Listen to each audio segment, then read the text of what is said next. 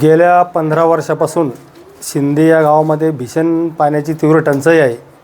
आमच्यामध्ये गावाला पाण्याचा भरपूर स्कोप आहे, परंतु पाऊस पाणी कमी होत आहे, पर्जन्यमान कमी होत असून आणि पर्जन्यमान कमी होतच आहे, परंतु ज्या काही शासनाच्या विविध योजना आहे पाण्याच्यासाठी गेल्या 5 वर्षापासून शिंदे या गावामध्ये राष्ट्रीय पेयजल योजना राबविण्यात येत असून ती योजना अपूर्ण आहे।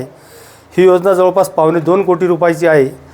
त्या योजनेअंतर्गत पाण्याची टाकी झाली, विहीर झाली, विहिरीचे खोलीकरण पाणी पुरवठा अभियंता यांनी मोजला असता ते 40 फूट खोली भेटली आणि त्या विहिरीचं आजपर्यंत 5 वर्षापासून आजपर्यंत एकही थेंब गावाला मिळाला नाही।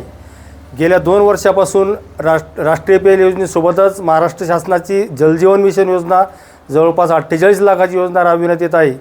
त्या योजनेची टाकीसुद्धा अपूर्ण आहे।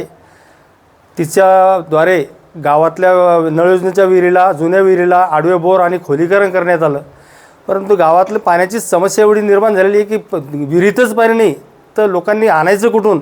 लोक टँकरद्वारे पाणी घेतात, कोणी विहिरीवर पाणी बकेटीने काढून आणतात, 2-2, 3-3 किलोमीटर पाणी आणतात।